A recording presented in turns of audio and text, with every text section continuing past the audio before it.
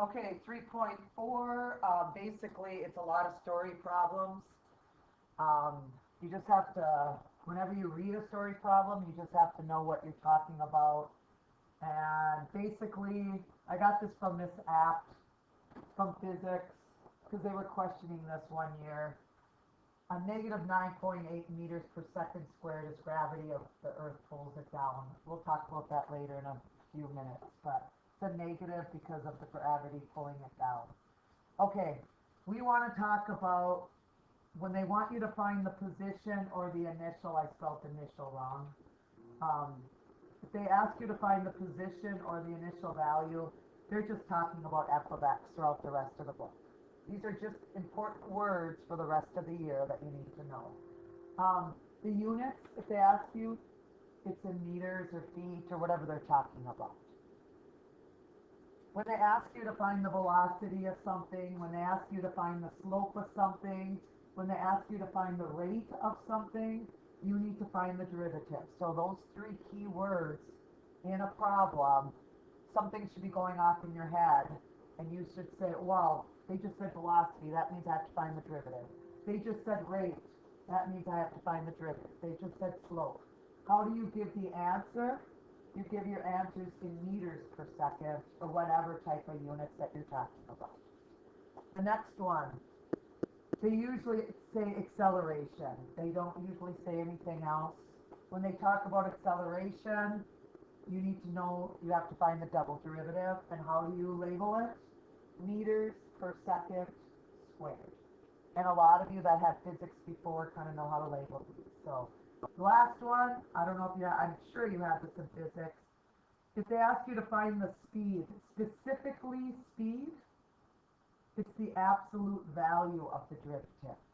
Absolute value of the derivative. And you still label it just like the derivative meters per second. But just remember speed. Anytime they ask you to find the speed of something, it needs to be positive, correct? You don't go negative 45 miles per hour. You go 45 miles per hour.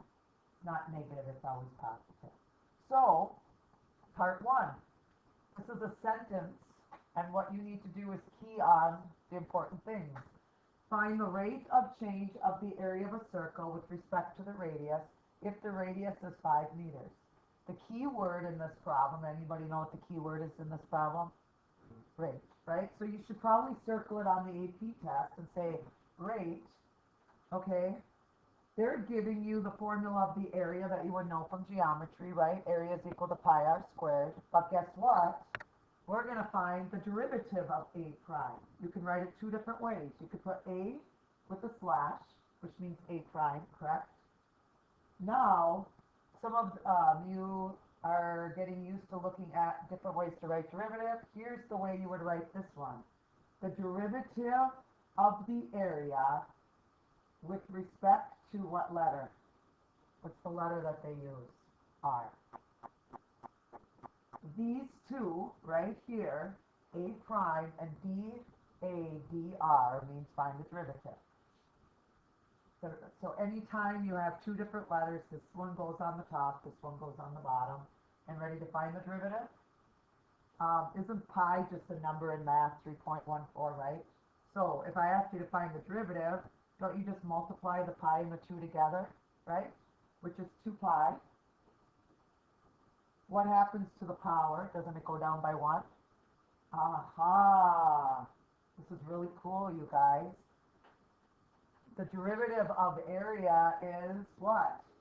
2 pi r, which is the circumference. Isn't that cool? Bet you guys didn't know that. Pretty cool. Video people, really cool. Okay, well, we got to finish this.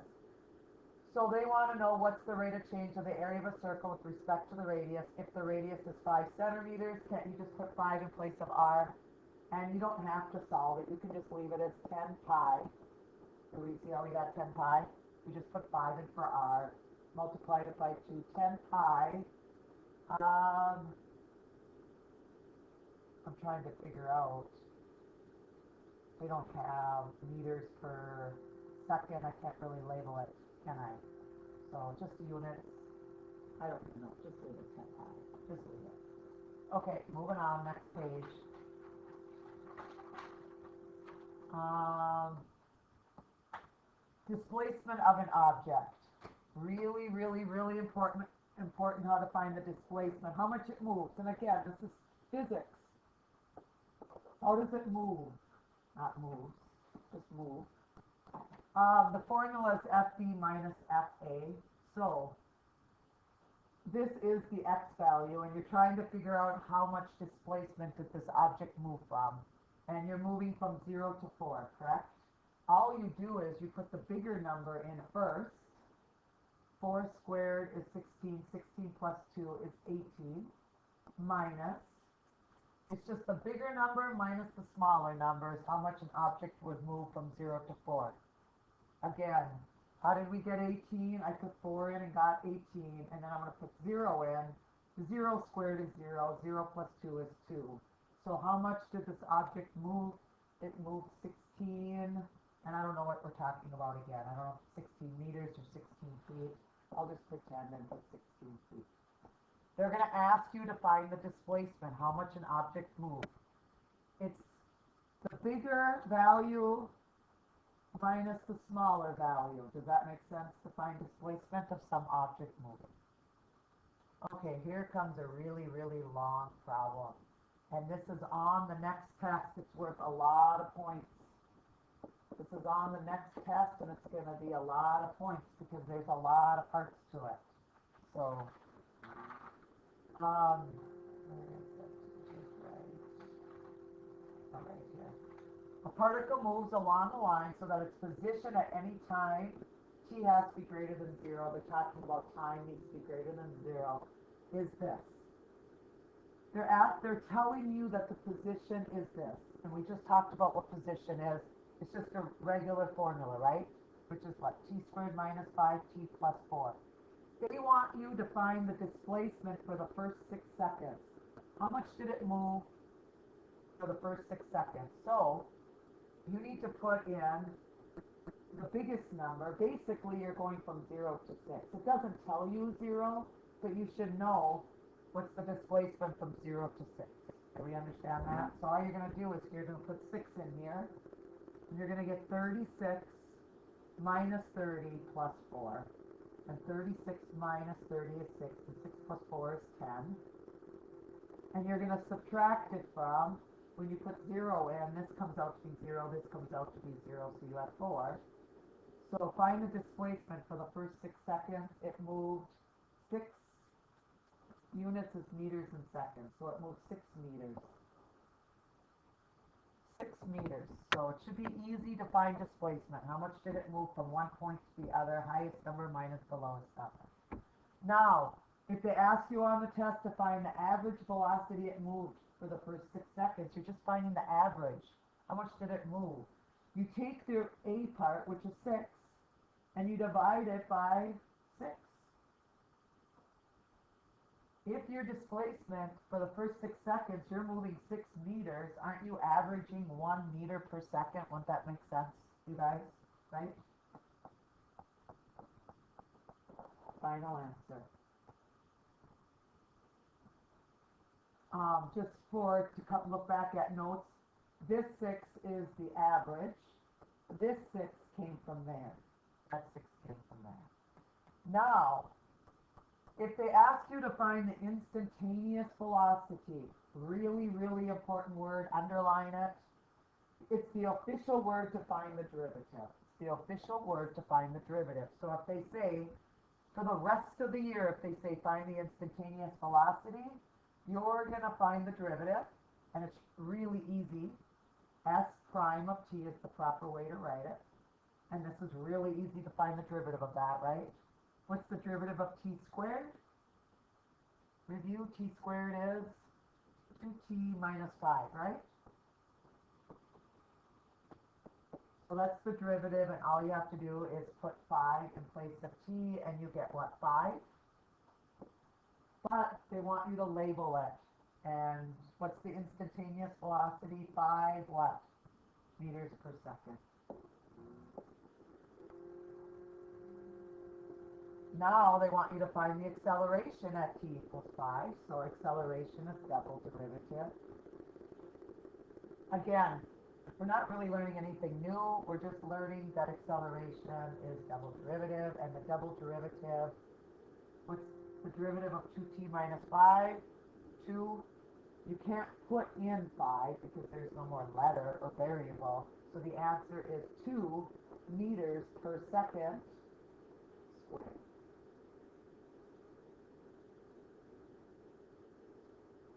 Okay, this doesn't make sense to you right now, and it will once we get to chapter 5. Because in chapter 5, we really talk about when the particle changes direction. And all you have to remember this until you get into chapter 5. It changes direction when the derivative equals 0. That's when it's going to change direction. When the derivative equals 0. And it's going to ask you on the test, when does the particle change direction? You have to say in your mind, because we really don't talk about this until you see a picture of it. What's the derivative? 2t minus 5. You're going to set it equal to 0. You're going to add 5. You're going to divide by 2. At t equals 5 halves, 5 halves is the same thing as 2.5. At exactly 2.5 seconds is when the particle changes direction. It's basically when your derivative changes from positive to negative at exactly 0, if anybody cares. Okay, again, this will be on the test. It'll ask you to do the A. It'll ask you to do the B, the C, the D, the E. You have to know how to do all 5 parts. And it's a lot of points on the test, so make sure you understand. I'm just telling you what they did wrong on the test for years. Do you know what they did wrong on the test? This is in meters per second. The test is in feet per second or inches per second. And this is going to be on the review sheet to get you ready for the test, right? But they follow verbatim what's on the review sheet. And since the review sheet had meters per second, they labeled everything on their test meters per second, right? But it's going to change a little bit. You got to look at your units throughout the rest of the year. So really watch units for the rest of the year. Again, every year I'll write themselves a note and say, take one off because you're in the wrong units. So make sure you know your units. Okay, next part is another big part. It's a lot of parts. I think it's A, B, C, D again. Again, this is more physics, but again, it's all in words. You have a rock straight up in the air, launch a velocity of 160 feet per second squared. This is the initial position. This is the formula for the initial position. Again, you don't know this until we get into more class, but how high does the rock go? They want to know what's the maximum. Of course, it's going to look like this. Isn't that going to look like, well, it's probably here. You throw the rock up, it's going to hit a maximum somewhere, right? It hits a maximum when your horizontal line or your derivative is what? It's when your derivative equals 0. And I even left you a hint there, so you know that on the test. How high does a rock go? It's when you find your max, is when you set your derivative equal to 0. So the derivative should be easy. Just set that equal to 0. The derivative of 160t is 160. The derivative of a negative 16t squared is a negative 32t. Subtract 160, divide by negative 32. I'll just do it really quick. T equals 5 seconds. Is it seconds? Yes, I have to look at my units. At exactly 5 seconds is when that rock will hit its maximum. What is the velocity and speed of the rock when it's 256 feet high? What is the velocity and the speed of the rock when it's 256 feet? So you are going to set the original, did I spell it wrong? No, I spelled that wrong. I don't even know what I'm doing. Equal to 0. Whatever. What is the velocity and speed of the rock when it's 256 feet?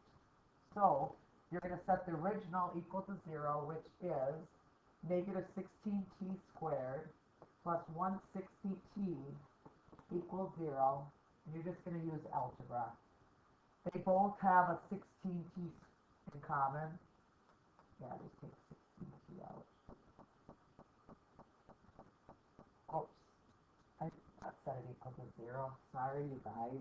Set it equal to 256. Doesn't want to know when it hits 0. It wants to hit when it hits 256.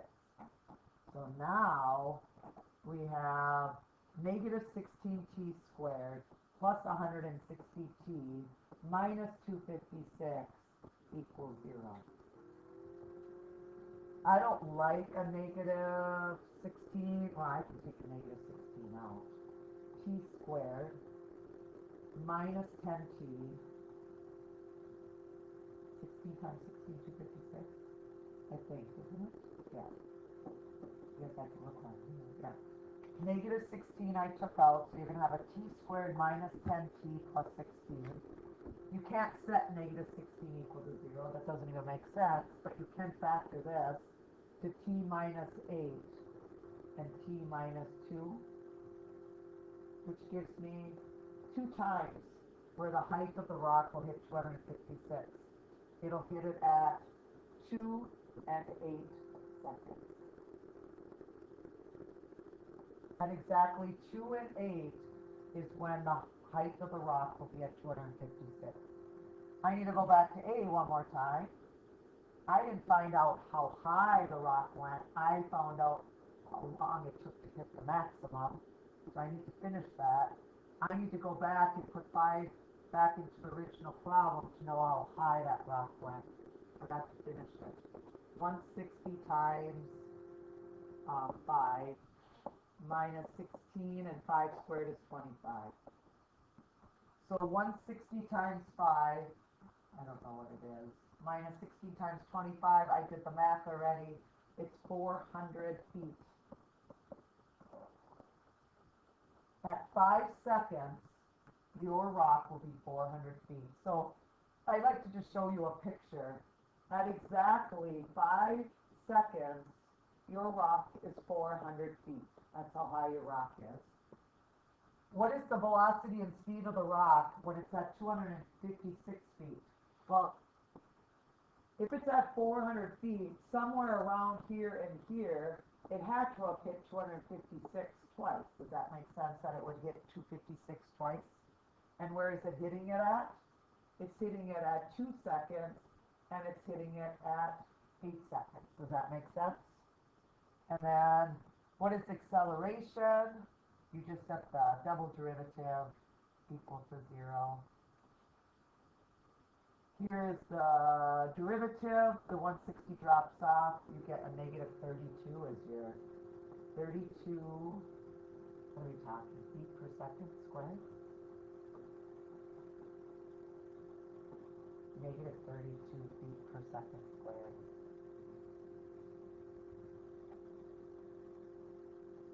And then they want to know when will it hit the ground again. Well, it starts off at 0, and without even doing any math, I think most of you know when it's going to hit the ground, right? Most of you, without even doing it. At 0, halfway there, it's 5, so obviously, how many seconds will it take to hit the ground?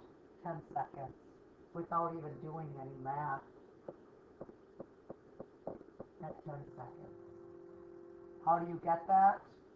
You can take the original problem, which is negative 16t squared plus 160t, set it equal to 0. I can take out a 16t, or maybe a negative 16t. T minus 10 equals 0.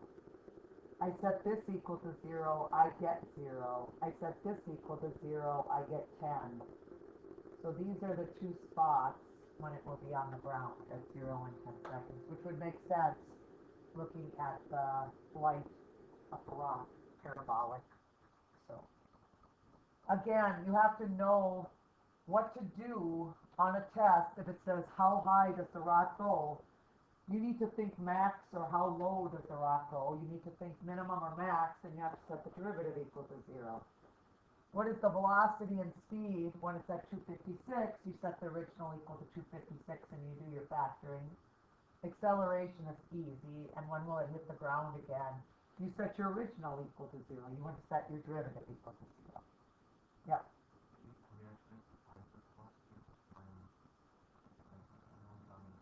Oh, yes. Let's go back. I'm missing a whole bunch of stuff. Yes. What is the velocity and speed of the rock when it's 256? We didn't actually found it. We just found the time again. I'm doing bad on this section. So you plug 2 back into the derivative, and you plug 8 back into the derivative, and I'm just going to give you, sorry, thank you, you're going to put 2 back in the derivative, and you're going to put 8 back in the derivative, and the derivative is it 160 minus 32t, and I'll just do the math. I already have it down here. I don't know why I missed it. This is 96, and this is a negative 96 feet per second. But if they're at, that's the velocity is 96 feet per second and a negative 96 feet per second. If it's going up, it's a positive 96 feet per second. If it's going down, I told you about the gravity of Earth, it would be a negative 96 feet per second. But they're asking you to find the velocity and the speed, and remember I talked to you about the speed as absolute value. So if they ask you for the velocity, it's both of these. If they ask you for the speed is just going to be a positive 96 feet per second. I forgot something in A, I forgot something in B. I'm losing it here, but we went back and figured it out. I have it in my notes, I just forgot. There's just so much to do on this problem. Okay, moving along. A chart. You'll have another try at this. We just had the quiz on this. You'll have another try at how to find the velocity using a chart instead of an equation. So here's what you should have done on your quiz last Friday. They want you to find the velocity at t equal 1, and they also want you to find the velocity at 2.5. On the quiz last Friday, you were finding the derivative. No, you were finding the slope, correct? It said to find the derivative at the midpoint, right? But now they have the word velocity. It's exactly the same concept. Here's one.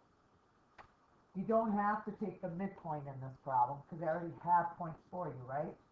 You can either do 0 to 2 because there's that one halfway between 0 and 2, right? Or you could do 1.5 to 0.5. It doesn't matter as long as 1 is between the two perfect points. And some of you did x over minus x over y minus I, but this one's always the x-axis, and this one's always the y-axis. So let's just quickly run through both of these. This was just on your quiz. You're supposed to make a chart. To find one, I'm going to do these two. I'm going to put the x's on the bottom, so 2 minus 0. And I'm going to put my y's on the top, which is a negative 8.5 minus 3.5. Which gives you negative 8.5 minus 3.5 is a negative 12. The negative 12 divided by 2 is a negative 6. Okay, on the test, if you just write negative 6, it's going to be marked wrong. Because they're going to try to catch you on the test with your units. You need to recognize that if they give you a chart, wait, maybe they didn't. They don't give it to you though. They just tell you seconds. They don't tell you meters or feet, do they? On the test, they'll tell you feet, seconds. I think this one, let's just do feet per second. Really watch out labeling your answers now. So, if they ask you to do 2.5 to find the velocity or the slope at 2.5, you only have one set of points to use. The x's go on the bottom, 3 take away 2. The y's go on the top, 3.5 take away negative 8.5, which ends up being a positive 12 feet per second. You will be guaranteed, you have to know how to do this for the AP test. You have to, and it's not even that hard. if you know how to find the velocity or the slope or the rate looking at a chart. It's not even that hard. If they don't give you points, you can do midpoints like we did on the quiz. So, any questions on part 4? We have a lot to do still. Even though it doesn't seem, there is, this takes a while. I think I'm done with all those notes. I think I'm already on this. Problem number 6, or problem number 9 in your book on page 136. Again, everything's important in AP. This is really important because you need to know how to read a derivative graph. So I already drew the picture on there. It's already on here, so I don't think you need to draw. But it says the velocity equals ft. The velocity equals ft. So that's not a position graph, that's a velocity graph. That is the derivative graph, right? This is a derivative graph. It says velocity equals ft, but it really means it's f prime of t. Everybody understand that? So, what is this saying? Look at A first. I don't even know what A says. A says, when is the particle's accelerator? No, forget it. I read it wrong. When does the particle move forward? When does it move backwards? When does it speed up? When does it slow down? So there's a lot of questions. Okay. When does it move forward? When does it move forward? It moves forward when your derivative is positive. It moves forward when your derivative is positive, right? Because derivative means velocity, right? So it moves forward from 0 to 1 because this is positive. So it moves forward from 0 to 1. It also moves forward from 5 to 7 because this part is positive. It's above the x-axis. So it moves forward from 0 to 1 and 5 to 7. It moves backwards when the velocity or the derivative is negative. Again, this is a derivative graph, so everything below the x-axis is when your slopes are negative. So it's going to move backwards from 1 to 5, and it's going to move, that's it. It's going to only move backwards from 1 to 5, isn't it? It's the only part that's negative on that graph.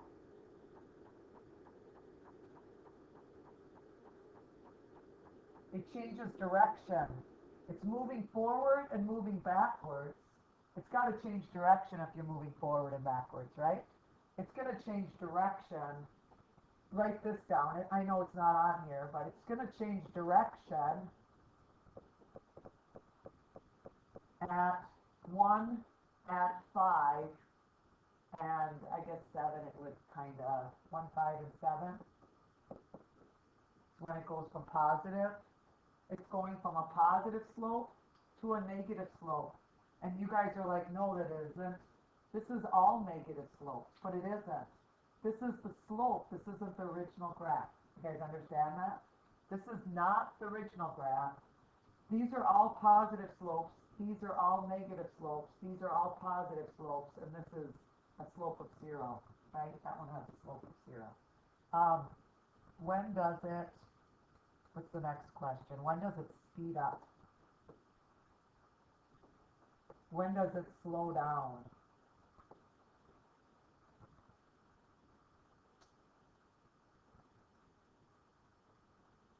So, you have to think of velocity. Are you guys thinking physics here? Velocity.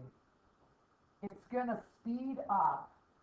It's going to speed up when your slope is positive and it's increasing. You know what I'm talking about? It's when it's going to speed up when your slope is positive and your graph is increasing. Or it's going to speed up if your slope is negative. Where's your slope negative? Right here. Isn't your slope negative? But What does it have to do if it's going to speed up? Your slope needs to be negative and you need to be doing what? Decreasing, right? Your slope needs to be negative and you need to be decreasing. I guess I should say it really. When does the slope positive and increasing? Well, this is a positive slope, but which way is it going? Decreasing, so it's not happening there. Right here, your slope is positive and it's increasing, so from 5 to 6. Here, your slope is negative and decreasing. I think there's only one spot where your slope is negative and decreasing, from 1 to 2. When does it slow down? It slows down if your slope is positive. Your slope is positive, but decreasing, and it's also going to slow down if your slope is negative and increasing, right? They're pulling away from each other. Does that make sense, you guys? So where is it where your slope is positive, but part of it's decreasing? Slope is positive from 0 to 1 and it's decreasing.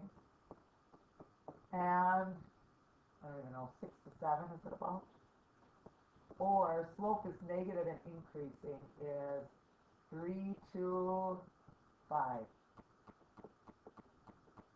On the AP test, they're going to ask you questions like this. And you need to know how to read a derivative graph. You guys made a derivative graph, but you need to know how to read a derivative graph. Again, this stands for the positive slope. It doesn't stand, you're not really looking at this whole line. You're looking at when it crosses it, positive and negative. This is a positive slope. This is positive. This is positive. This is negative. This is negative. This is negative. This right here has a slope of 0. It's not positive or negative. So, okay, next problem here. Guarantee you, you're going to see one of these. This will be a multiple choice question on the AP test. They're going to give you the position. They're going to give you the velocity. And they're going to give you the acceleration. All on the same graph. Remember how you made your booklet and you made the position and underneath was the derivative? Now we need to find which one is which. So,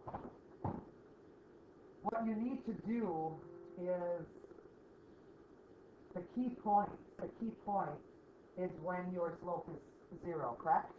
So, this one right here is when your slope is 0. Doesn't this one have a slope of 0? Right there at that spot. Okay? This part has positive slopes. So are these all positive? Are these all positive in this direction? Are these all negative in that direction? So is the red line the derivative of the parabola? Do we understand that? But now, what does the green line go in? The green line, do you notice important things about the green line? You always have to look at the green line and decide, you need to have a 0 on the derivative graph, right? And you need to have 0 on the derivative graph. So do you notice that this one needs a 0 on the derivative graph and this one needs a 0 at the derivative graph? Do we see that? So which one is the position graph? Isn't it the green one? This is the position graph. Because this one is this one, and then the parabola, which is right here, is the velocity graph. And then the little red line is the acceleration. And you need to do this without trying to think of the functions, but a lot of you know that this kind of makes an x squared graph, correct?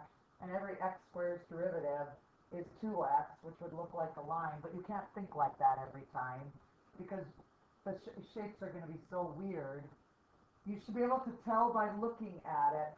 What you need to do, though, is you really need to look at where your horizontal tangents are.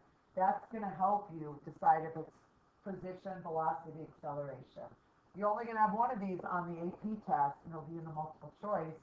Non-calculator. Do you need a calculator to do this problem? You don't need a calculator. So this is a non-calculator one on the test. Okay, last part, part 8. It's called handout on marginal cost. We have 10 minutes. The people that are gone will have to get the handout on marginal cost. Tons of homework, always, but I made a hole punch in there so you can put it in here. Students that are gone, come and pick up one of these maybe at the end of the day. They probably won't even listen to this till tonight, right? So they won't pick it up. Yes. Anybody else want to give to their friends? Anybody want to give some here? Here, take that. Yeah. Okay. So, marginal cost and marginal revenue is outside of my box. I teach calculus, and this is where you would find this. Marginal cost, if you're not going to be an engineer, you're going to take, you still have to take calculus if you're going to be a business major, you guys, if you don't know that. If you're going to be a business major, you still have to take a form of calculus.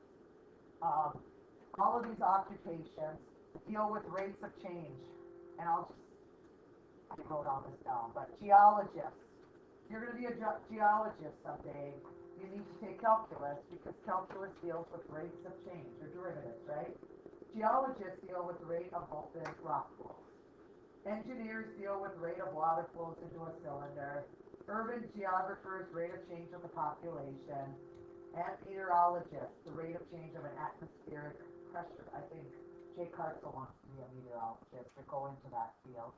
You'll have to take it because you have to figure out the rate of change of a lot of things. So, okay, down below I bolded it. Business majors in college need to work with marginal cost and marginal revenue, which is the rate of change of business majors. For some reason, I think this is on the AP test, which deals with marginal cost, which is outside of my box because I'm teaching more towards an engineer major and not a business major. So, how do you deal with marginal cost and marginal revenue? So, here's an example of a problem that a business major would do, and this equation is the cost to produce the X amount of radiators in a shop. So there's the formula to produce X amount of radiators in a shop. CX equals X cubed minus 6X squared plus 15X. The second equation deals with, gives the dollars of revenue for selling the radiator. You're hoping you're selling it more than what you made it for, we hope. Right? Else you would might as well bankrupt. So anyway, Rx equals X cubed minus 3X squared plus 12X. So far, so good. They're going to ask you a question on the next test about marginal cost and marginal revenue. So here is the problem. The company is currently producing 10 radiators. How much will it cost to produce one more radiator in the shop? Again, isn't it changing? Isn't it the rate of change? It went from 10 radiators to just one more radiator. You guys got that? So if you turn your paper over, all you're going to do is find the marginal cost and the marginal revenue. And marginal cost is the derivative of cost, and marginal revenue is the derivative of revenue. You guys got that? So the front side are the two equations for the cost and the revenue, correct? The key word is marginal. When you see the word marginal, it means what? Derivative. So when you see the word marginal on the AP test, if you see the word marginal, all you have to do is take the derivative. This is more of a business name. I mean, I'm going to see the word speed. I'm going to see the word velocity. I'm going to know right away that's derivative. But now if we're talking business names, if you see the word marginal, it's derivative. So all they did on the back side, I'm just going to do this for you. You can follow along. On the front page, I gave you the two formulas. X cubed minus 6X squared plus 15X. And Rx equals X cubed minus 3X squared plus 12X. Correct? That was on the front side. If they want you to find the marginal cost and marginal revenue, I didn't finish this, marginal revenue, all you're going to do is find C prime of X and R prime of X, which is 3X squared minus 12X plus 15. And our prime of x is 3x squared minus 6x plus 12. Just take the derivative of those two. Then what you do is you plug the number 10 in there. You don't plug in 1, you don't plug 11 in. You want to know, because it's already changing on you. This is the formula of how it's changing on you. All you're going to do is you're going to put the number 10 in this one and 10 in this one. And when you put 10 in the first one, it makes $195. When you put 10 in this one, it makes $252. So it's going to cost $57 more to produce one more radiator in this shop, because all you do is you subtract these two.